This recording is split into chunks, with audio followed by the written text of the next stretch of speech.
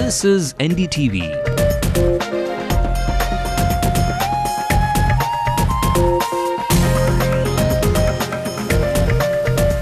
And you're watching Ndtv-Hindu.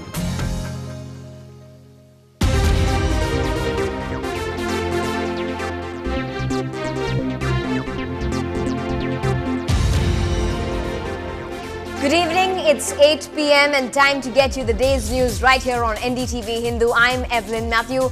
Joining me from our studios here is my colleague Natasha, who will be bringing us the sports buzz from the world and the nation.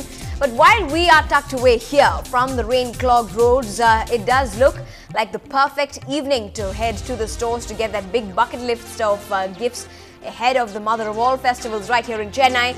But not too fast. Salim tells us that many a credit card's swipe might leave some red-faced, and Cuckoo Alex brings you the vision of all the nightmares that accompanies the shopper's day out this season.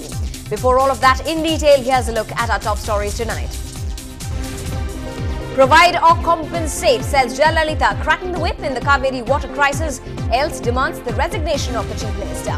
The committee looking into the fee structure at schools in the state gets a new chief.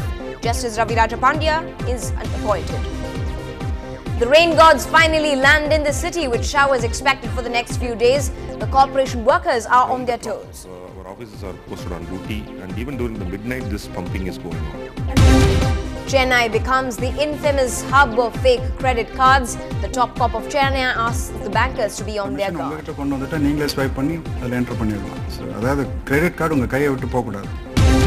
A cab driver accused of kidnapping siblings and killing one of them is in police custody. The search for the missing boy is on. Tirumurti Dam, and in one of the sluices he pushed the children inside the water. And keep that thought about the waistline away for a minute. Chocolate is the prevailing flavour this Diwali. We clubbed French loaf and chocolate together. And here's a look at the national headlines as well. Ashok Chavan tells Sonia Gandhi he is ready to resign in connection with the Adarsh Society scam. His resignation may soon be accepted. Meanwhile, documents with NDTV clearly indicated that land was indeed given to Adarsh Society on the plea that it was for war heroes. After Maharashtra's chief minister, it's the turn of his revenue minister to face the heat after a temple trust drags his wife to court. US authorities detect 2 bombs on cargo planes destined for the US from Yemen.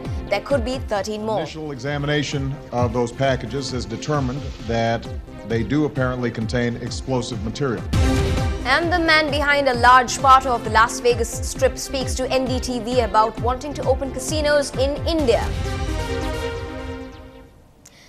River Kaveri is in deep waters with the political whirlpool that's been whipping up for both the states, Tamil Nadu and Karnataka.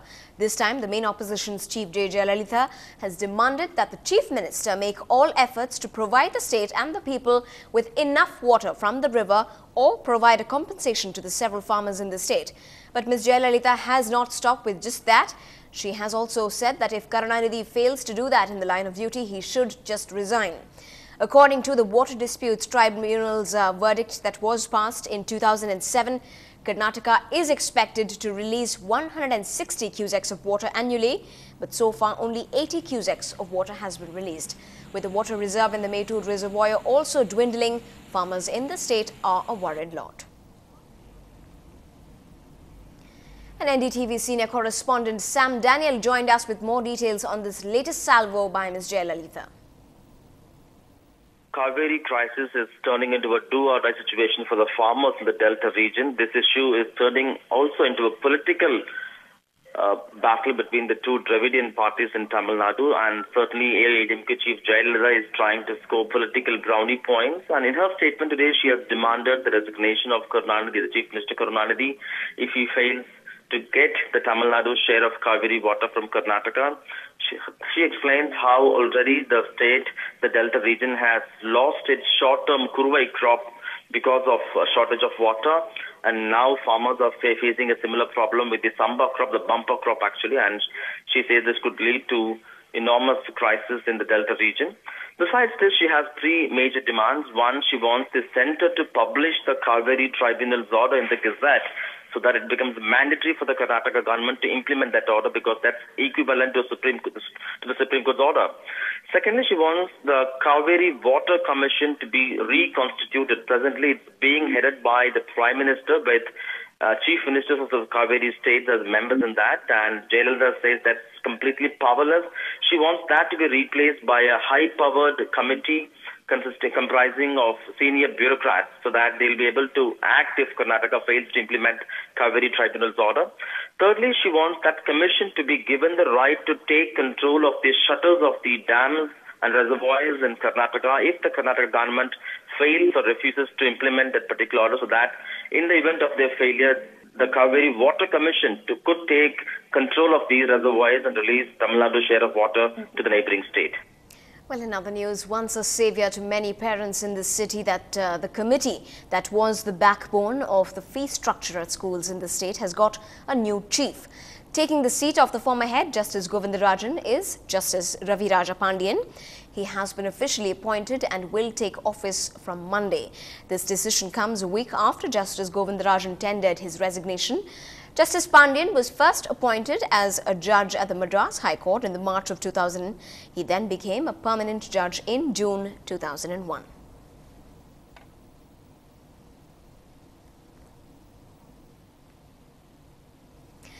Now, for those chilling at home this Saturday night, well, you have every right to do just that. The season of monsoons is here. But while the rains come down on us, there are a string of woes as well. We bring you a special story every single day on Monsoon Worries.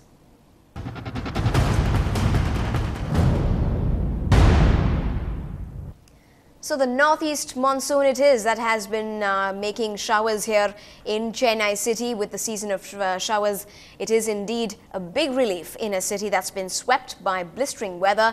This year, here's how the city is poised now. The Chennai Corporation had made tall claims about desilting stormwater drains to prevent waterlogging. But their own estimates show that 287 colonies in the city, in prime areas like Nungambakam, Keelpok and Ainavaram, face the risk of flooding when rainfall touches the maximum level this season. In South Chennai, the Highways Department started widening the Tharamani-Velachery link road a few months ago. The stormwater drain on this stretch should have been completed ahead of monsoon. But this is the ground reality. Rains in Chennai mean traffic jams. And with Diwali just days away, shoppers packing the commercial streets are expected to add to Chennai's monsoon worries. If all that were not enough, there's the looming danger of outbreak of waterborne diseases like typhoid and cholera, and those spread by mosquitoes such as malaria and dengue, especially in flood-prone congested areas of the city. It's also that time of the year when citizens get a rude reminder of civic sense, or rather the lack of it, as carelessly dumped garbage clogs the sewers and stormwater drains. Well, our civics issue reporter Lokpriya caught up with the Corporation Commissioner and found out what the department's P of A is going to be in the next couple of days.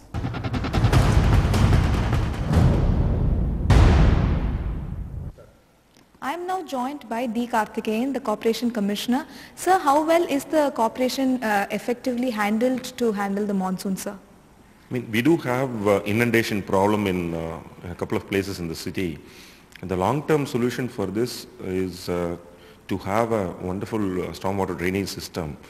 We are going to take up this work through the JNRM, Jawaharlal Nehru National Urban Renewal Mission, at a cost of about 1,500 crores. We just started the work. It might take a couple of years to complete. That will be the permanent solution for the inundation problem in the city. But till such time, what we are doing is a temporary measure of pumping the water from the subways to the main waterways. So this might cause a little bit hassle, but we are at it. And round the clock, our officers are posted on duty, and even during the midnight, this pumping is going on. And sir, if residents find that their particular area is inundated or it's waterlogged, can they contact the corporation? Will the helpline be open to them 24 hours? Yeah, our helpline is always open for any kinds of complaints, and we are keeping more vigil on the helpline by deploying more manpower there. And so that whenever complaints come, this can be easily disseminated and quick action could be taken. Our helpline number is 1913, the year in which the ribbon building was built. So people can easily remember 1913 and then do call the helpline. And also, sir, with just a few spell of showers yesterday and on 24 hours, several areas have been waterlogged. Sir. Take for example T Nagar, where the problem of traffic and with the with the festive season ahead, there's also the problem of waterlogging, sir. So what immediate solution will be done to reduce that waterlogging, sir? As I said earlier, we can only pump the water from the low-lying areas. That's the only temporary solution that we are providing. We will expedite that by deploying more pumps in such areas. And sir, how effective is the health department of the corporation, sir, in such case any outbreak of diseases occur, say for malaria or cholera? How effective is the health department? How ready are they? We are fully prepared. In fact, in all our urban primary health centers and in health posts, we have all kinds of essential medicines kept procured and ready in stock. If there is any, by any chance, any outbreak of any waterborne diseases, we are fully prepared. So that's the word from the Commissioner himself, 1913. That's the number all of you need to remember. And if there's any kind of complaint, then the corporation is here to help you round the clock. In Chennai, Lokpriya, Ndtv-Hindu. Well, as far as the showers itself are concerned, here's what the Met Department's director had to say.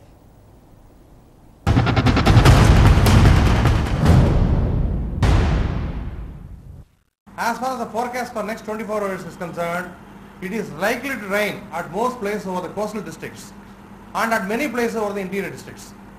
One or two places in the coastal districts may experience heavy to very heavy rainfall, and one or two places in the interior districts may experience heavy rainfall. As far as Chennai city is concerned, it will be generally cloudy, few spells of rain, heavy at times. And joining us live right now is our reporter Kuku Alex, who is joining the weather tonight. Kuku, you've been out today, just one day of rains is over. Do you think the city is pretty prepared even now for the monsoon ahead? Well, Evelyn, there's going to be a lot of concerns that not just the corporation but the commuters will also have to look into. As you said, just a day of rains have gone by, but the water has been logging throughout, and there have been a lot of traffic problems throughout the day. A lot of people getting delayed by over 2 to 2.5 hours today, and that's just with one day of rain. So the Met Department director just said that there's going to be more rains expected. In fact, there are going to be intermittent showers in the next few days. So the woes of the commuter are going to be increased that much.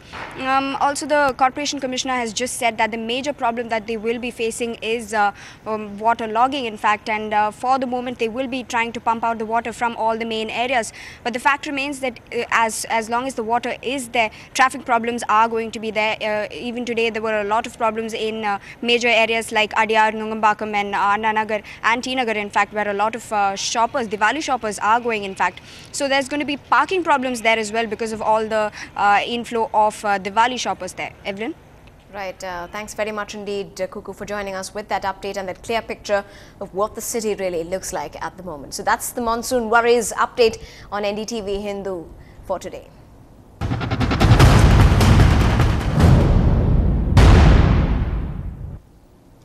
Well, in other news from the city, citing the recent spurt in cyber crimes, Chennai city's top cop has come down heavily on bankers for not following the rules in the rush to achieve targets, as banking frauds have been topping the charts of complaints that the police have been getting off late. They have been asked to upgrade their vigilance mechanism.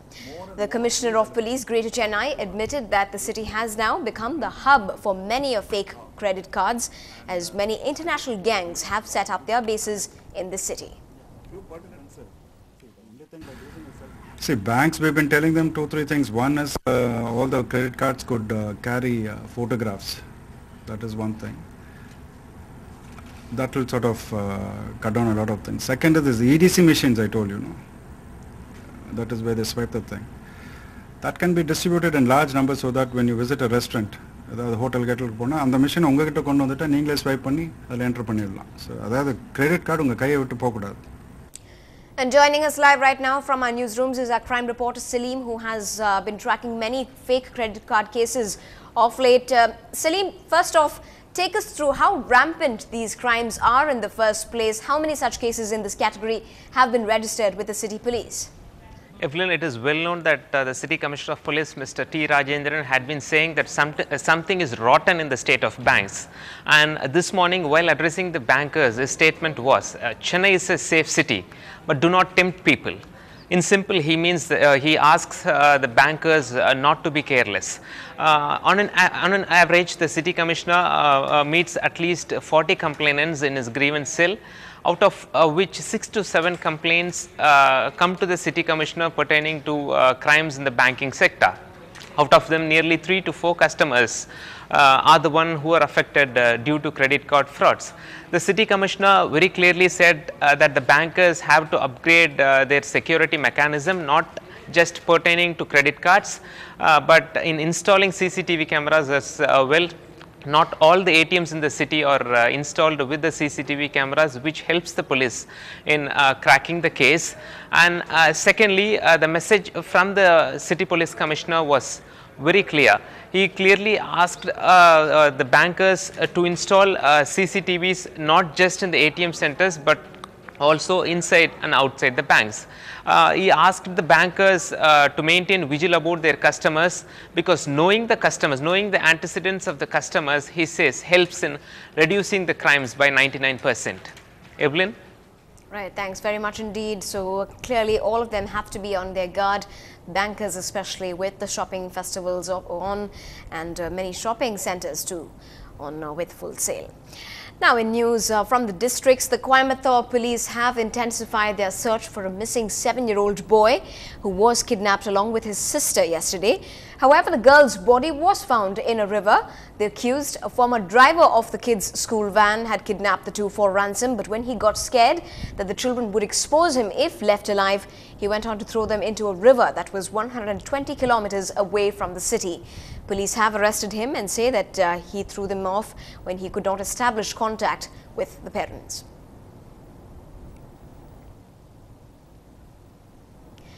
In a shocking incident in suburban Ayapakam, a young housewife was stabbed and crushed to death when she refused to comply with her brother-in-law's sexual advances.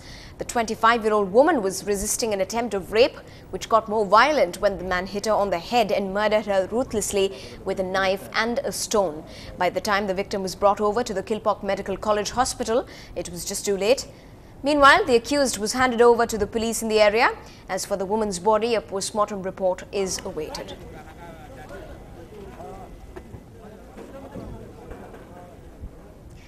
Well, still ahead on headlines now, we give you a chance to look away from the ghee and oil this Diwali. The ovens of Chennai are cooking up quite a something with a cherry on top.